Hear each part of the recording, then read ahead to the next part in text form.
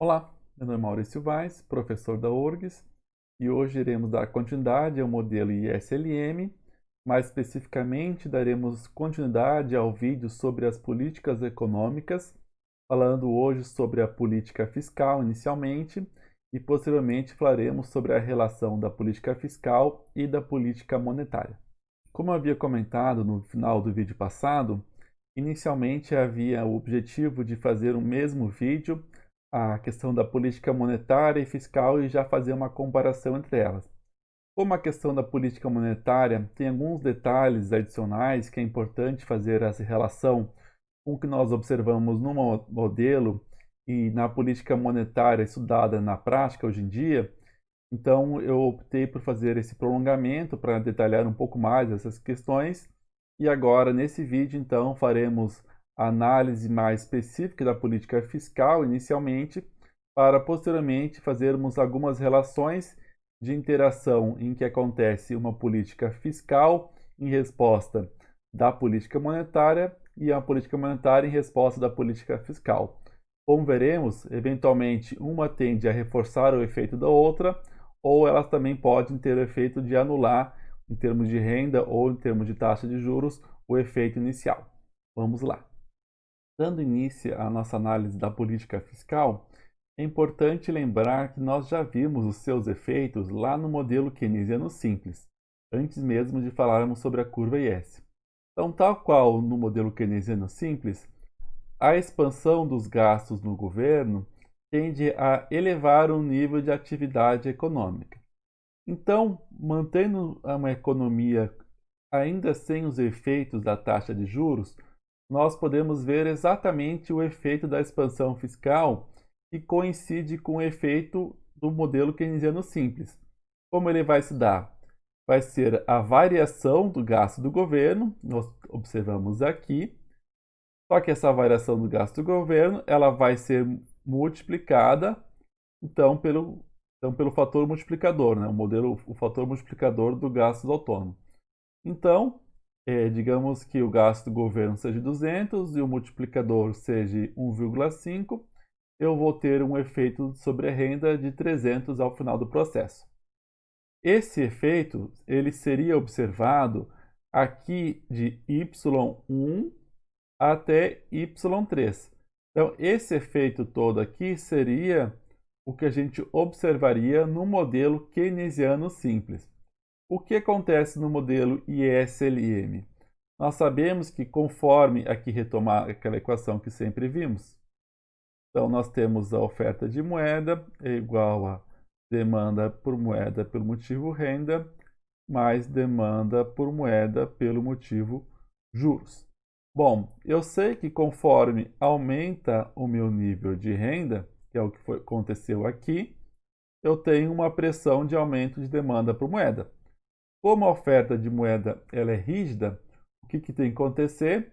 A taxa de juros também deve ser elevada para que eu tenha uma diminuição da demanda de moeda, fazendo então com que a demanda de moeda como um todo não se altere, se mantenha igual.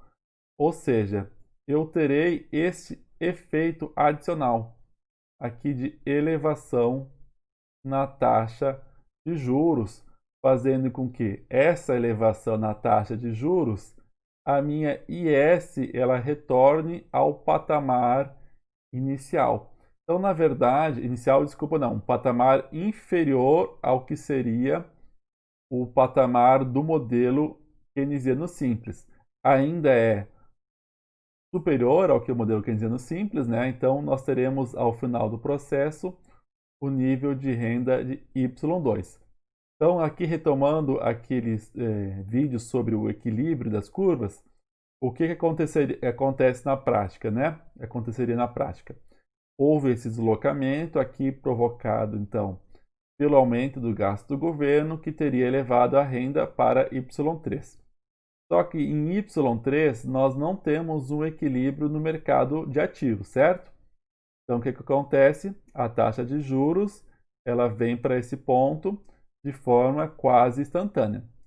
Posteriormente, aqui agora eu tenho com uma taxa de juros mais alta, compatível com esse nível de atividade econômica, o efeito posterior, então, é uma redução no nível de atividade até chegarmos no ponto de equilíbrio simultâneo do mercado de bens e serviços e no mercado de ativos. Então, essa seria a dinâmica que seria observado a partir de uma elevação do nível dos gastos do governo. Então, desloca IS aqui para cá.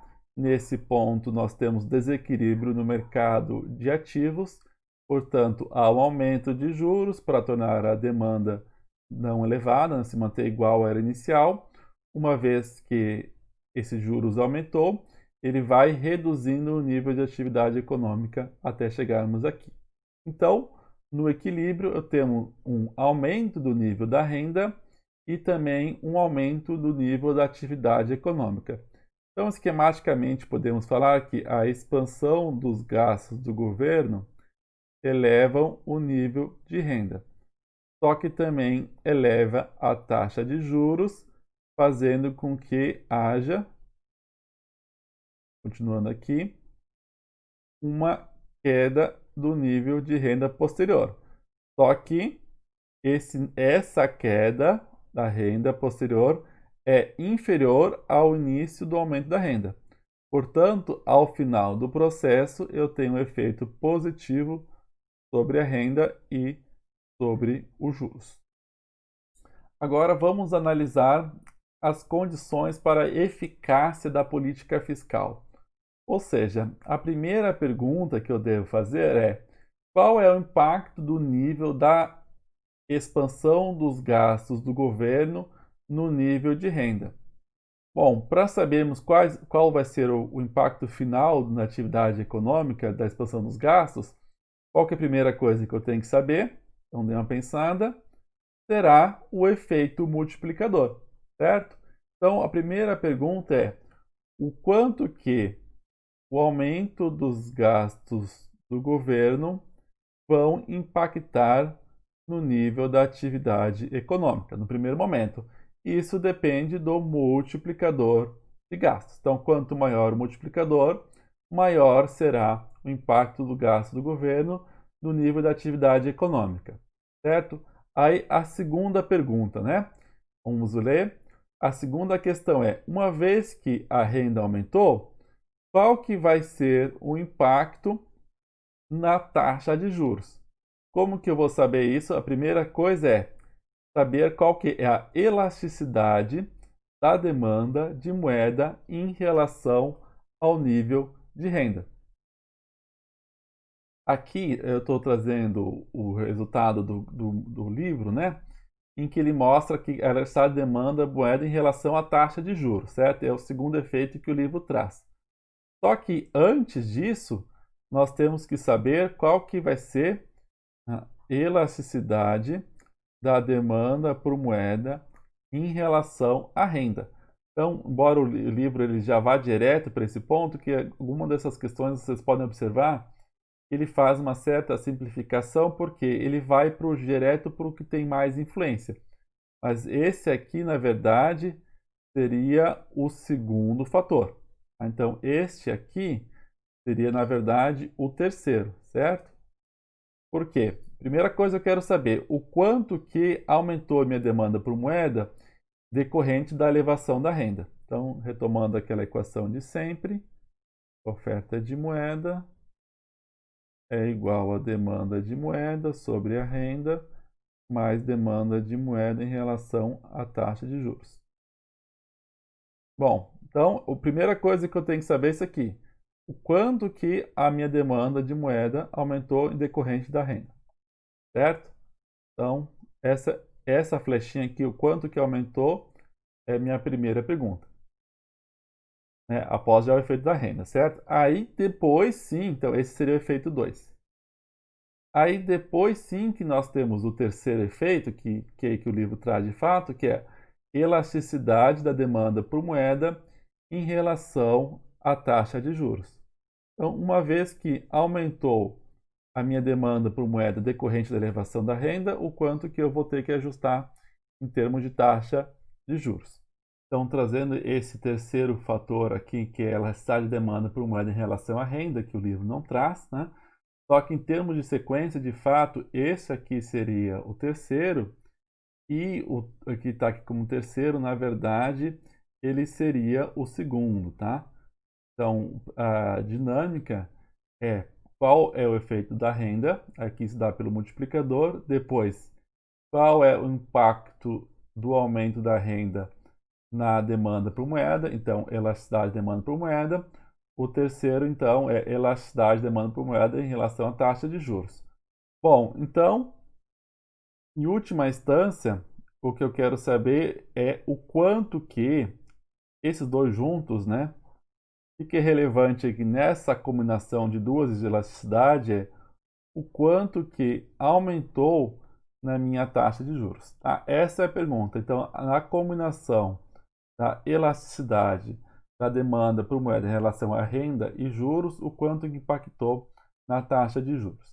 O livro ele dá um enfoque na questão da taxa de juros, não é à toa que realmente das duas ela é mais relevante, porque se a elasticidade de demanda da moeda em relação à taxa de juros for muito alta, mesmo que haja uma elevada elasticidade da demanda por moeda em relação à renda, o impacto ele vai ser absorvido pela dinâmica da demanda em relação à taxa de juros. E outro motivo que na prática não se dá tanta ênfase é que a elasticidade da demanda por moeda em relação à renda, ela não é tão acentuada e ela tende a ter uma certa estabilidade, porque hoje nós temos um conjunto amplo de inovações financeiras e o processo de circulação de moeda ele é muito rápido e fácil, né? Então, há um aumento da demanda da nível de atividade econômica, da renda, ele é facilmente suprido pela quantidade de moeda. Então, o impacto na demanda por moeda não é tão significativo assim. A não ser, por exemplo, em momentos de crise econômica, como aconteceu no caso da Covid, em que há uma necessidade de auxílio para certo nível de camada social que tem menos acesso ao sistema financeiro formal, e nesses casos há um aumento de demanda sobre papel moeda. Isso faz com que eventualmente então haja uma necessidade de ampliar a oferta para ter mais disposição de moeda na economia. Mas de forma geral, a dinâmica aqui da elasticidade da demanda por moeda em relação à renda tem sua relevância, mas é inferior à da taxa de juros, certo? Então, por isso que o livro aqui, às vezes, acaba não trazendo, mas eu acho ainda importante trazer, porque, sim, de fato, é um fator existente. Então, a questão é, qual é o efeito sobre a renda? Depois, esse aumento da renda, qual que vai ser o impacto na taxa de juros, certo? Esse seria, resumindo então, o segundo, né? Juntando os dois. E por fim, eu quero saber como que o nível mais alto da taxa de juros impactou o quê? O nível de investimento, certo? Então, esse seria o fator final. O quanto que o investimento é sensível em relação à renda. Então, aí, a depender dessas dinâmicas, dessa sensibilidade, dessas elasticidades, o aumento do gasto do governo ele terá um impacto superior ou inferior do nível de atividade econômica, né? E um multiplicador ele tem uma certa importância porque é o que vai dar início ao processo, né? Mas se eu também tenho um multiplicador muito elevado, ao final do processo, quando eu tenho uma queda do nível da taxa de investimento, ele acaba impactando também, certo? Então, de todos esses efeitos, eu diria que o mais importante é a elasticidade da demanda por moeda em relação à taxa de juros. Essa aqui é o fator chave, certo? Claro que também é importante saber qual que é a sensibilidade do investimento em relação à taxa de juros, né?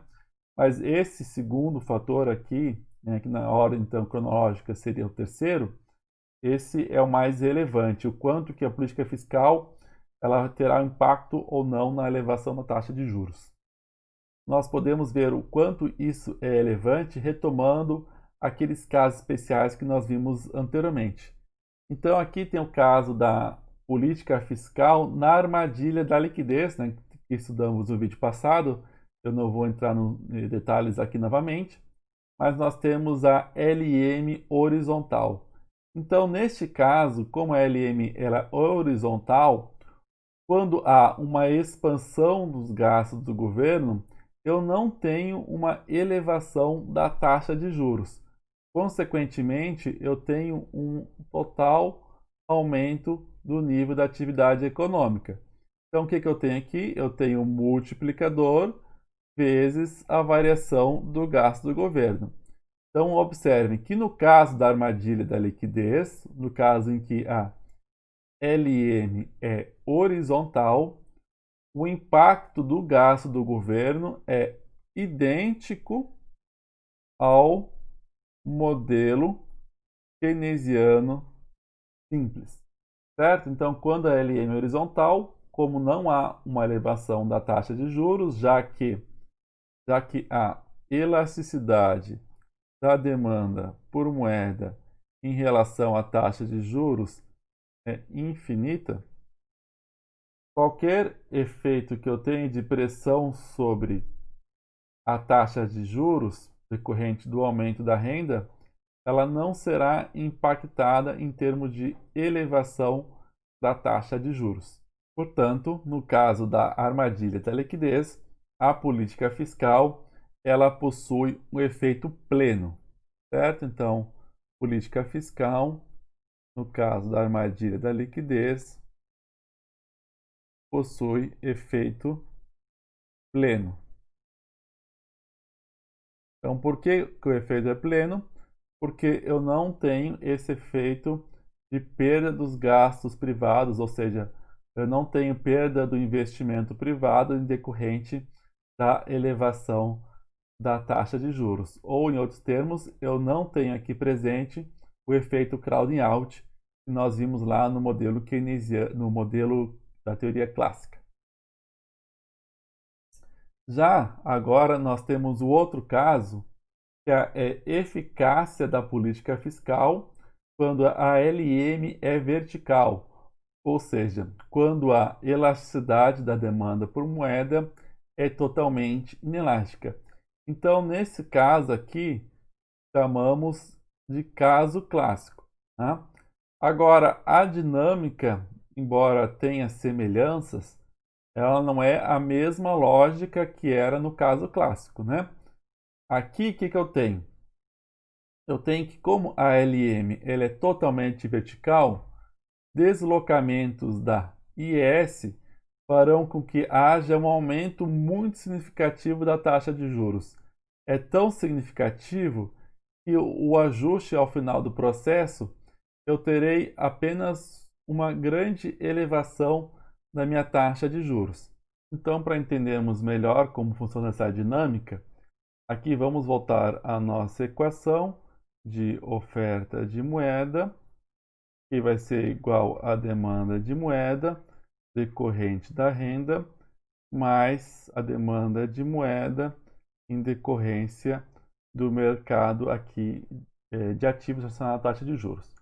Bom, então o que eu tinha normalmente? Uma elevação do nível da renda, aumentava a demanda por moeda, a taxa de juros aumentava e eu tinha como consequência uma queda na demanda por moeda e eu encontrava um equilíbrio num patamar com um maior nível de atividade econômica do que o inicial e maior taxa de juros.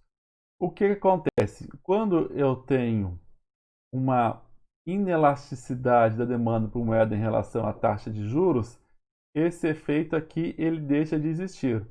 Portanto, eu vou tendo uma elevação na taxa de juros e eu não tenho uma queda na demanda por moeda, já que ela é totalmente inelástica. Só que acontece, conforme a taxa de juros vai subindo, o meu nível de atividade vai caindo.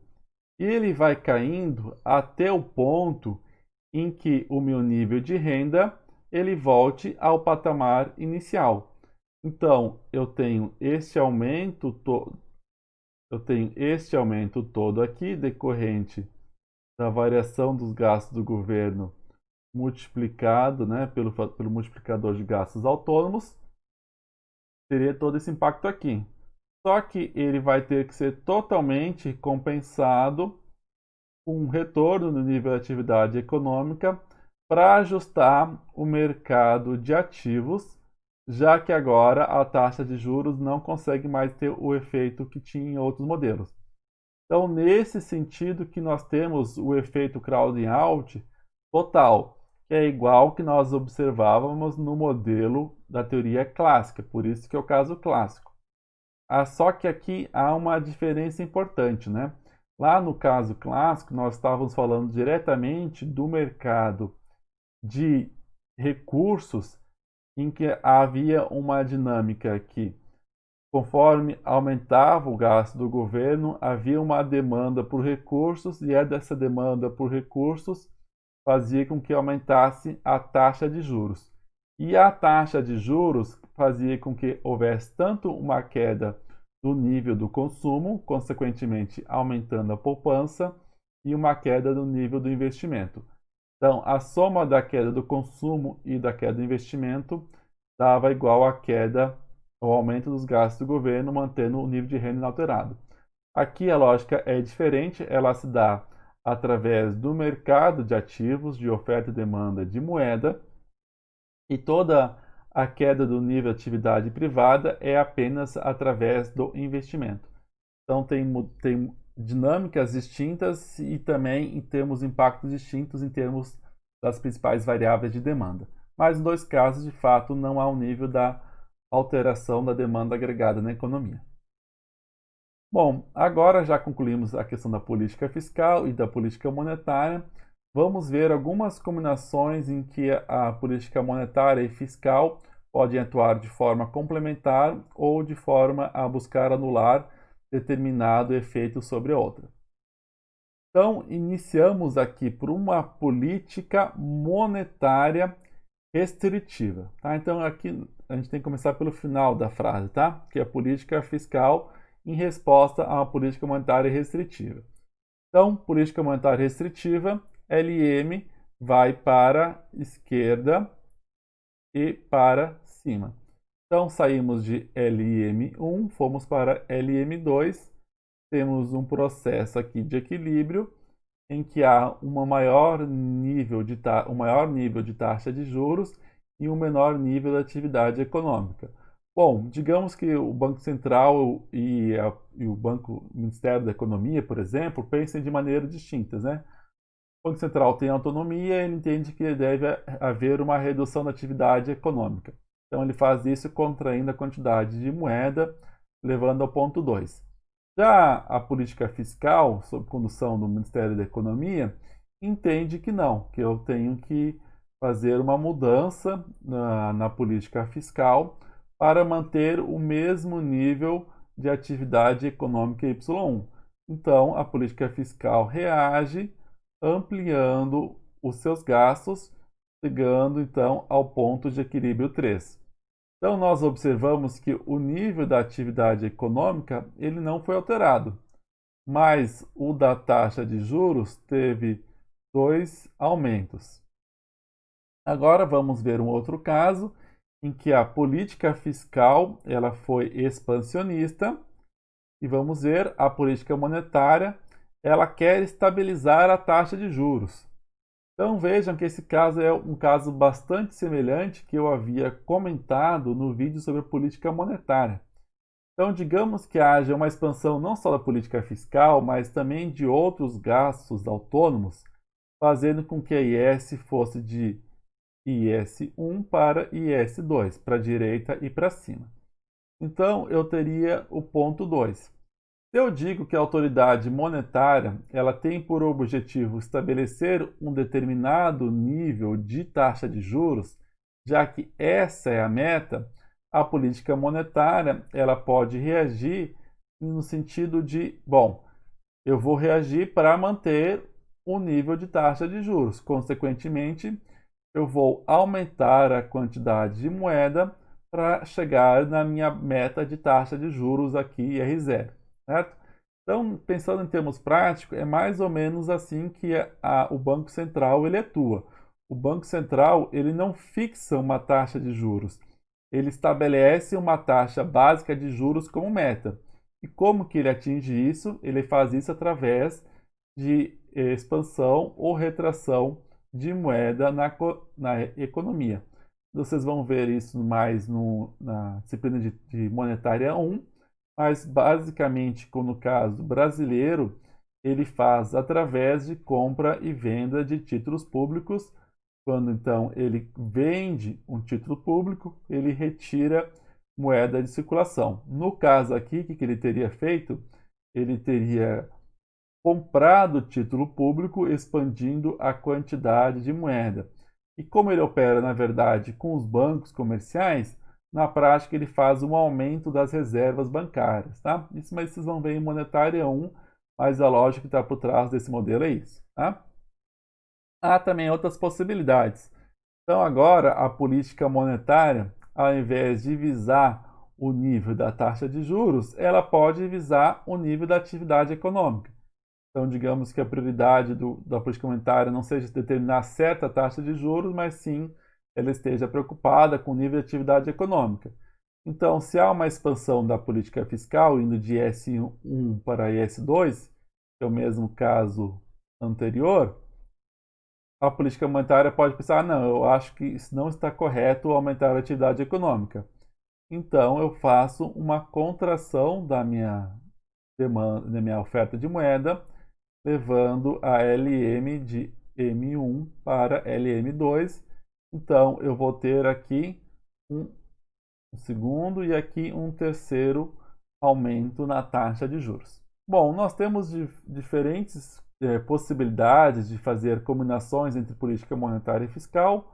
Nós falamos algumas delas, mas vamos agora então falar sobre as principais conclusões do nosso modelo.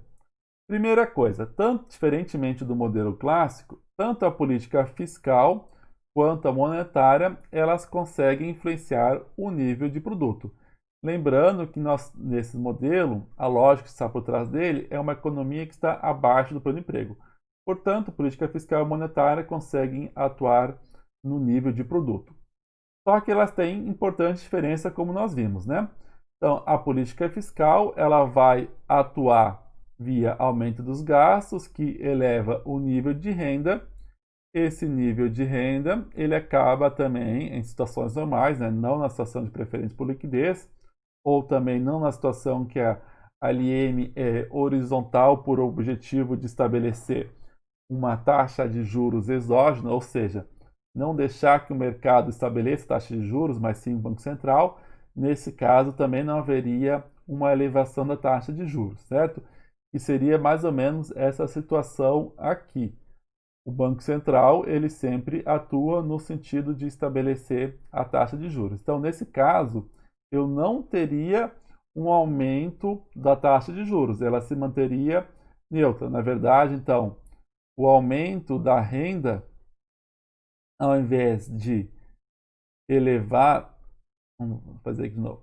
Então, o aumento da renda, ao invés de elevar a taxa de juros, como é o caso do modelo LM convencional, ele não faria isso. Ele faria com que o Banco Central respondesse aumentando a quantidade de moeda, fazendo com que houvesse um novo aumento sobre a renda e a taxa de juros, portanto, se manteria estável. Certo? Essa é uma situação em que o Banco Central ele tem como meta estabelecer uma taxa básica de juros como exógena, certo? Agora, no modelo ISLM tradicional, a lógica seria aumentar, então, o nível da taxa de juros, fazendo com que haja, então, uma queda do meu nível de investimento.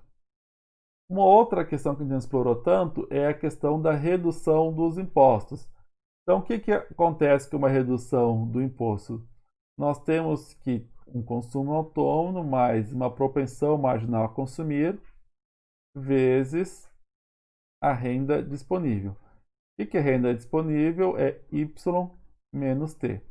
Então, se eu reduzo os meus impostos, eu vou ter um aumento do consumo total desta economia.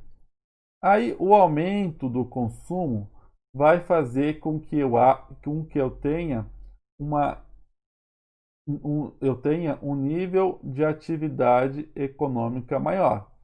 Aí segue a mesma lógica. Com nível de atividade econômica maior, eu vou ter elevação da taxa de juros, consequentemente, uma queda do nível de investimento. Ou seja, a expansão fiscal, seja através da contração dos tributos em que haja um aumento do consumo ou aumento do consumo diretamente para o governo, em ambos os casos eu tenho uma elevação da taxa de juros e, consequentemente, queda do investimento, né?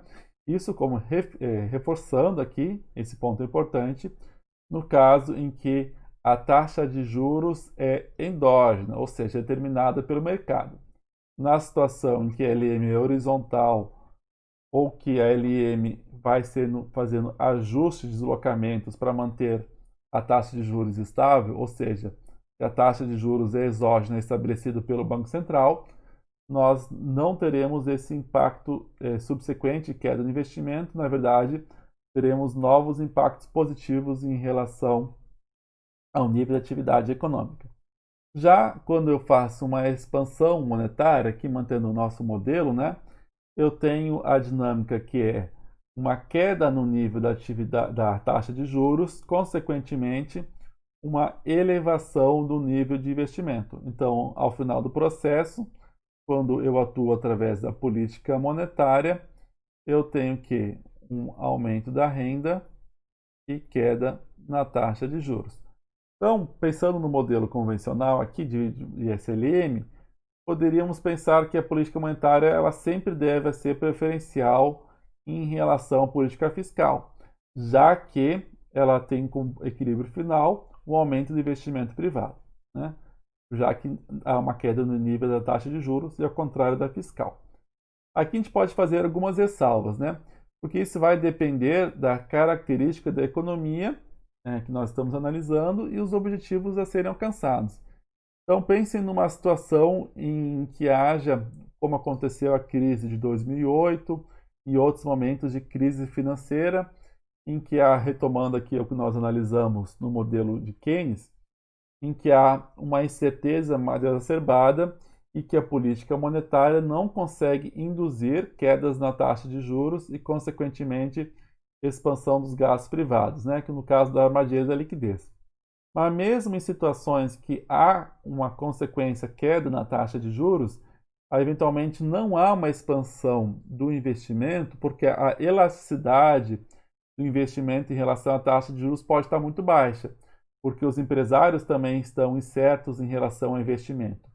Então, nessas condições, é importante que o Estado ele tome uma liderança ampliando os gastos do governo e assim consiga dinamizar a economia. Em outras situações também em que há mudanças estruturais, principalmente em países em desenvolvimento, em países emergentes, em que mesmo que haja estímulos para os gastos privados através da queda da taxa de juros, os empresários eles não queiram realizar investimento cujo retorno é de um prazo muito longo, porque a incerteza é muito elevada.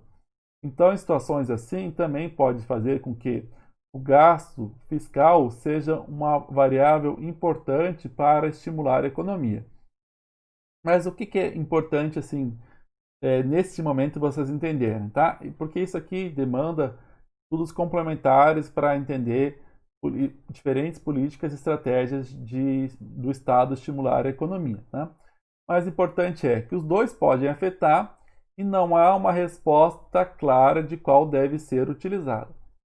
Na teoria keynesiana, em Keynes original, ele fala o seguinte, que a política monetária ela deve ser priorizada na condução do dia a dia. Quando ela não está fazendo efeito, que a política fiscal deve entrar no estímulo da atividade econômica.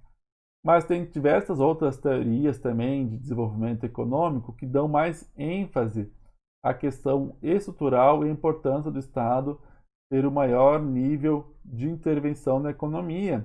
E mesmo Keynes, em obras posteriores, ele reconhece que a política fiscal, não a política fiscal que fica esbanjando gastos, não é essa lógica, mas que a política fiscal ela pode também ter sim um papel importante dinamizador da atividade econômica.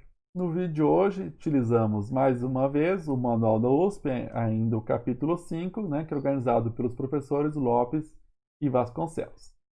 Assim, nós concluímos o modelo ISLM, a estrutura geral dele, e agora, o próximo vídeo, falaremos sobre a relação do modelo ISLM com a construção da curva de demanda agregada. Obrigado por ter assistido até aqui. Até o próximo vídeo.